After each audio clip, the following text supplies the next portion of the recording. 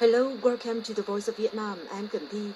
On today's show, after the news, current affairs will highlight Vietnam's consistent policy of considering overseas Vietnamese an integral part of the nation. Then, economy segment will look at bigger goals of the Ho Chi Minh City's tourism sector. Finally, Discovery Vietnam will introduce you to a mausoleum honoring Thoại Ngọc Hầu, the 19th century prominent general. First, here's the news. In the news headlines, President Võ Văn Thưởng urges Viettel Group to further contribute to the development of Vietnam's digital economy. Prime Minister Phạm Minh Chính asked ministry sectors and localities to create new motivation to complete assigned tasks of this year. And the UN court rejects most of Ukraine's case against Russia on Donbass and Crimea. And now for the news in detail. President Võ Văn Thưởng has praised Viettel Group's contributions to the establishment of Vietnam's electronics industry and its mastery of 5G and upcoming 6G technology. At a meeting with the group on Thursday, the president was introduced to Viettel's latest high-tech products at the Hòa Lạc High-Tech Park and at Viettel headquarters. President Thưởng praised Viettel as the most valuable telecommunication brand of Vietnam, ranking first in Southeast Asia and ninth in Asia overall, the president said. Cái điểm thứ nhất đó là chúng ta phải luôn giữ vai trò là tập đoàn kinh tế chủ lực. Viettel needs to maintain its role as Vietnam's leading key economic group, becoming a role model for other SOEs. We need to be ready to take and fulfill our tasks. Viettel's business activities are closely aligned with the country's diplomatic activities. Viettel also plays a key role in developing Vietnam's high-tech national defense industrial complex. The president asked the group to maintain its vanguard role in building a digital government, a digital society, and a digital economy. Prime Minister Phạm Minh Chính on Thursday chaired the government's regular meeting to review the country's socio-economic condition as of January 2024. Topics included the allocation and disbursement of public investment and the implementation of national target programs. At the meeting, the Prime Minister urged maintaining macroeconomic stability, taming of inflation, ensuring major economic balance, and managing monetary policy in a flexible, timely, and effective way, saying they should go in tandem with fiscal and other policies. Apart from consolidating traditional markets, efforts are needed to seek new ones, he said, calling for more attention to controlling budget spending, overspending, as well as public government and foreign debt. He said ministries, agencies, and localities need to forge growth engines, focusing on luring and disbursing social investment sources and attracting large-scale high-tech foreign direct investment projects, particularly those in processing, manufacturing, electronics, semiconductors, and hydrogen. He stressed the need to effectively organize investment, trade, and tourism promotion activities. The Prime Minister asked ministry sectors and localities to ensure a safe, practical, and habitat for the people.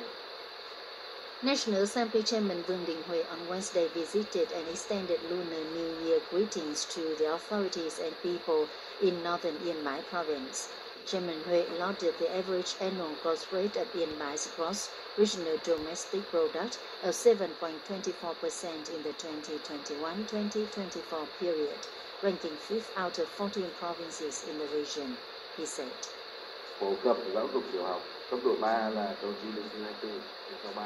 Yên Bái has done a good job in the universalization of elementary and secondary education. Due attention has also been paid to ethnic minority pupils at boarding schools. This effort should be sustained as it's crucial to train resources for ethnic communities. Yên Bái is the first province to include a target for the Happiness Index in the Provincial Party Congress resolution. Last year, Yên Bái residents' happiness index reached 65.6%, a 12% increase compared to the beginning of the term.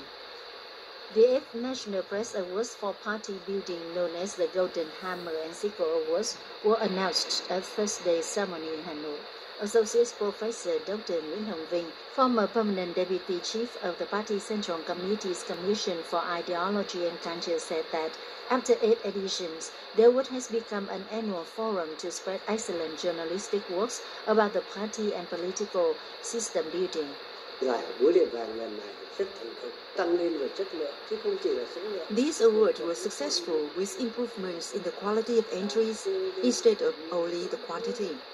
It covered all areas of social life and highlighted many role models, party members who dare and pioneer to take responsibility to the people, criticize bureaucracy, corruption, and propose mechanisms to control power. Associate Professor Dr. Nguyễn Thế Kỳ, Vice Chairman of the Final Judge Board of the 8th Golden Hammer and Seeker Award said,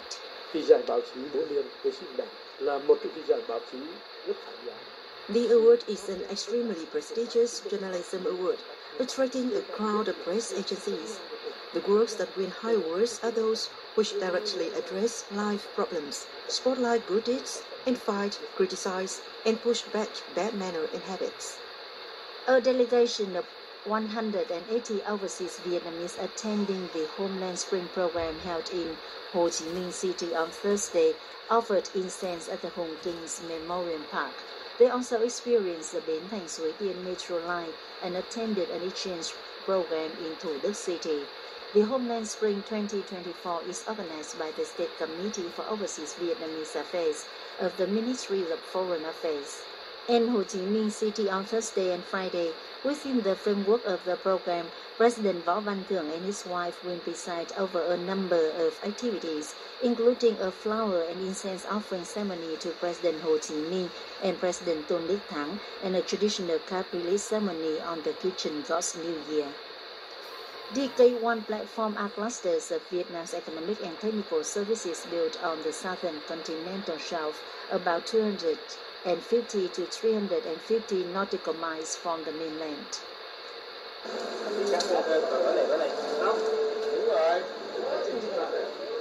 Soldier Phạm Văn Nhân, who just arrived at the DK1 platform to take on duty more than a month ago, shared his excitement to celebrate it in a special place.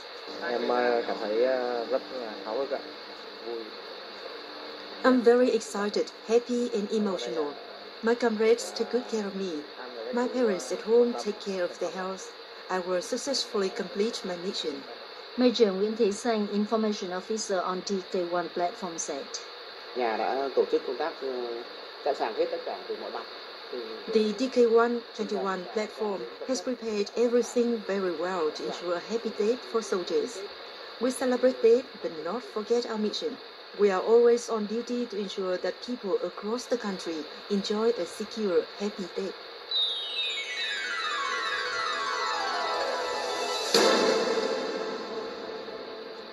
Up next on VOV, here's the world news. U.S. Defense Secretary Lloyd Austin met with his British counterpart, Grant Shapps, at the Pentagon on Wednesday for talks on security threats in the Middle East. Pentagon spokesman H. Ryder said the two sides discussed issues including the escalating attacks against U.S. troops in the Middle East, the Houthi attacks on international shipping in the Red Sea, humanitarian assistance for Gaza, and support for Ukraine. On the same day, Al Jazeera TV quoted the Qatari Ministry of Foreign Affairs as saying that during his visit to the U.S., Qatar's Prime Minister Sheikh Mohammed bin Abdulrahman bin Jassim Al Thani had a meeting with National Security Advisor Jake Sullivan in Washington to discuss ways to have a just and lasting solution for the Palestinian cause. Al Thani also separately discussed members of the U.S. House of Representatives Committee on Foreign Affairs ways to ensure humanitarian aid brought into Gaza in a sustainable way. The International Court of Justice on Wednesday rejected most of Ukraine's case against Russia for non-compliance with two conventions in Donbass and Crimea. Judge Juan Donoghue, president of the International Court of Justice, said that on the Donbass issue, Russia has complied with all obligations under most provisions of the conventions and only violated it once. Regarding Crimea, the International Court rejected most of the Ukrainian government's claims.